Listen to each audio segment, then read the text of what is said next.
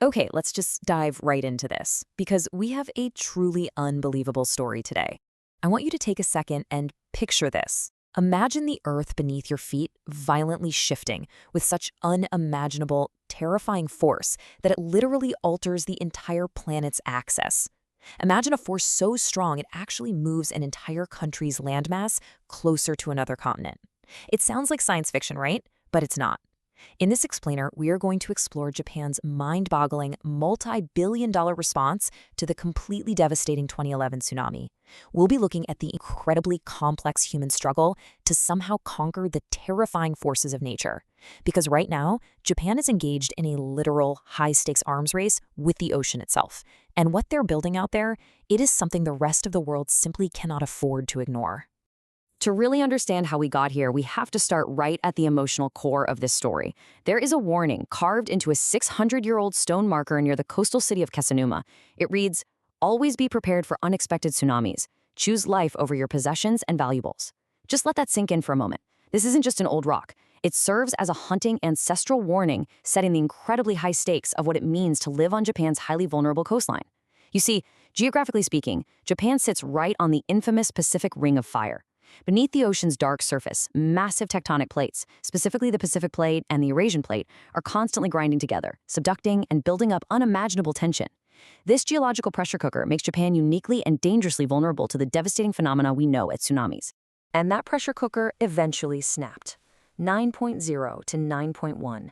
That absolutely terrifying number represents the magnitude of the 2011 Tohoku megathrust earthquake.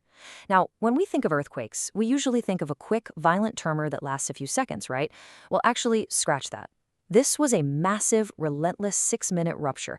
6 whole minutes of the earth violently shaking, violently reminding humanity of our extreme fragility. The sheer force unleashed was so immense that portions of northeastern Japan actually shifted by as much as 2.4 meters closer to North America. If that wasn't enough, a 400-kilometer stretch of the coastline physically dropped vertically by over half a meter. By the land sinking, it practically rolled out a red carpet for the ocean to rush straight in. Looking back at the timeline of that day, what really stands out is the terrifyingly short window of survival people actually had. At exactly 1446 local time, the massive quake struck. In flat, low-lying places like the Sendai Plain, residents had only about 8 to 10 minutes of warning before the ocean violently breached the land. 8 minutes. Imagine having to grab your family and run for your life in just 8 minutes, with waves rushing toward you at speeds reaching up to 700 kilometers per hour. That is basically the speed of a commercial jet airliner.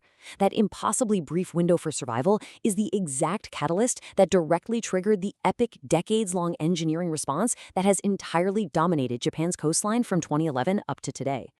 Now, let's talk about the sheer scale of the devastation, because presenting these statistics isn't just about reading off dry data. This is the agonizing reality that launched the largest coastal defense project in human history. Over 19,700 lives were tragically lost, and another 2,553 people are still missing to this day. In the city of Miyako, we saw waves reaching staggering heights of up to 40.5 meters. To put that in perspective, that is taller than many high-rise apartment buildings. A wall of water that high wiped out 560 square kilometers of land, resulting in an almost incomprehensible $360 billion in total damages.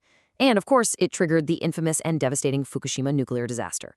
So, in the dark, agonizing aftermath of all this destruction, the Japanese government made a monumental pledge. To really grasp their response, we have to look at their entirely unprecedented decision to quite literally wall off the ocean from the land. They looked at the Pacific Ocean and resolved to fight nature with the ultimate human weapon, millions and millions of tons of solid concrete. The results of that decision is what we can call the Great Wall of Japan. This brilliantly illustrates the sheer, mind-bending awe of a massive infrastructure network perfectly designed to block every single river and coastline in the affected Northeast region. And we're not talking about a simple barrier you'd see at a local beach. No, this is a continuous wall stretching about 400 kilometers long. That's a massive distance. The highest segments of this wall tower up to 15.5 meters into the air, roughly 4 stories high. And here's the crazy part.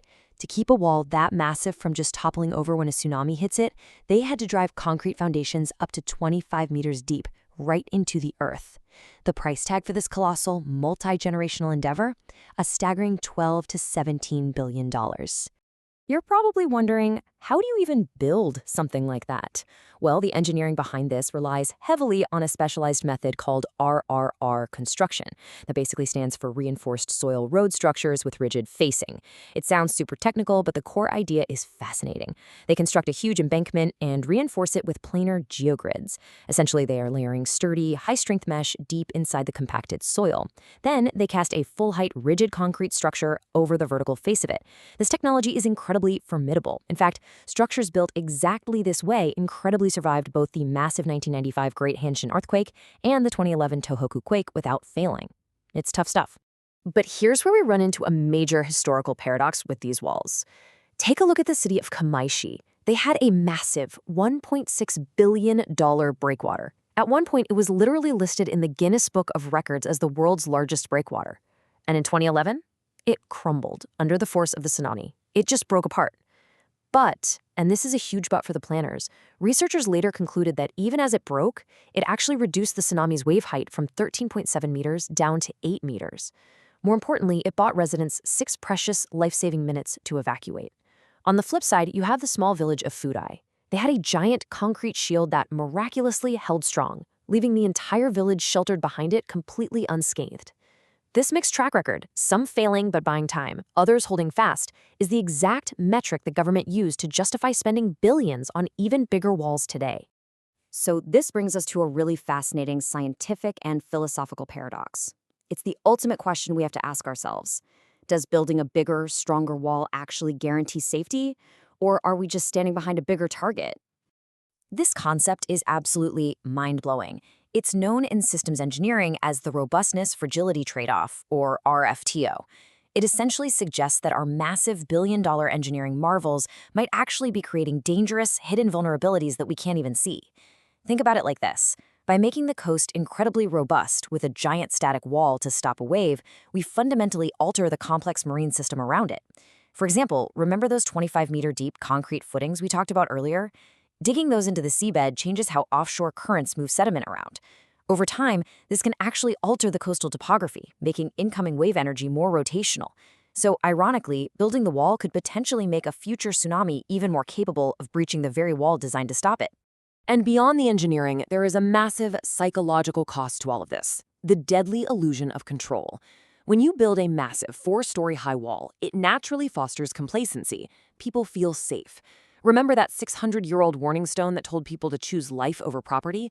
Well, as the decades passed and older seawalls were built, people stopped teaching their children those vital survival protocols. In 2011, tragically, many victims lost their lives specifically because they stayed home to check their property, or they didn't evacuate immediately, falsely assuming the old seawalls would hold the water back. In fact, a study later found that the very presence of seawalls actually added to evacuation times in some areas, simply because people felt a false sense of security. As you can probably guess, this creates a fierce, dramatic tension between two very different camps. On one side, the state firmly argues that the wall is absolutely essential. Their viewpoint is that even if the new wall acts exactly like Kamaishi's broken breakwater, just diluting the wave's massive power to buy a few extra life-saving minutes for people to run, it is worth every single billion they spend on it. But on the other side, the critics are incredibly vocal. They argue that the wall breeds that deadly false sense of security we just talked about, while simultaneously destroying centuries-old maritime cultures and turning vibrant, beautiful coastal towns into grim concrete prisons. Drilling down a bit further into the critics' side, the environmental cost of this mega project is staggering. You have to remember, digging 25-meter-deep concrete footings into the delicate shoreline severely disrupts a highly complex marine ecosystem. It physically blocks the vital natural movement of nutrients from the land into the nearshore ocean environments. Worse, it traps toxic chemical pollutants in estuaries that can no longer drain naturally into the sea. And for a country deeply culturally reliant on seafood, this directly threatens the traditional oyster beds and fisheries that these local coastal communities depend on for their very livelihoods. Ultimately, this massive engineering story comes down to a really poignant human reality. Sotaro Usui, a local tuna fishery head, perfectly summarizes the cultural heartbreak happening right now. He says, "Everyone here has lived with the sea through generations. The wall keeps us apart, and that's unbearable. Just imagine that for a second. Imagine staring out the window of your family's seaside restaurant or at the house your grandparents lived in, and instead of seeing the beautiful ocean you've known your whole life, all you can see is a sheer, towering wall of gray concrete. It's saving them from the sea, yes, but it's also severing their ancient generational bond with it. And that deep cultural heartbreak actually sparked real resistance. Let's talk about the Akahama Rebellion. In the small, close-knit village of Akahama, a man named Hiromi Kawaguchi led a courageous pushback against the state. Despite losing his own family and his home in the 2011 disaster, he organized his fellow villagers to outright reject the government's proposed 14-meter wall. They fought back.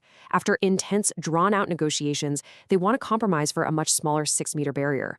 They consciously made the incredibly difficult choice to maintain their ancestral bond and visual connection with the ocean, actively choosing that over maximum concrete security. Now, as inspiring as that is, the threat hasn't gone away. 82%. This staggering number comes directly from a Japanese government panel, and it is the calculated probability of another devastating megaquake hitting the Nankai Trough in the next 30 years. The Nankai Trough is a massive 800-kilometer undersea trench running parallel to Japan's coast. What this means is that Japan's new coastal defense strategy and all of these billions of dollars worth of massive concrete walls are absolutely going to be tested again, and it's going to happen soon. So if walls aren't a perfect, foolproof shield, what is the alternative? Instead of relying purely on static, gray infrastructure, many experts are urgently pushing for a path of adaptation. This involves things like nature-based solutions, specifically planting mixed coastal tsunami-mitigating forests on tall mounds of soil. The trees won't stop a tsunami, but their deep roots can significantly slow down the rushing waves. It also means fundamentally altering city planning by making the tough call to permanently relocate residential zones to higher ground. But above all else, it means prioritizing collective disaster awareness and immediate, unhesitating evacuation over just blindly trusting concrete walls to do all the saving. I want to leave you with this final, provocative thought about humanity's complex relationship with the natural world. As we look at the awe-inspiring yet terrifying scale of Japan's Great Wall, it challenges absolutely everything we assume about how we are supposed to survive tomorrow's inevitable disasters. Can we realistically engineer our way out of nature's ultimate fury with enough concrete and steel? Or is the ultimate sustainable survival strategy finally learning to retreat, respect the overwhelming power of the sea, and adapt our lives to its rhythms? Thank you so much for exploring this deeply fascinating explainer with me. Keep questioning, keep learning, and I'll catch you in the next one.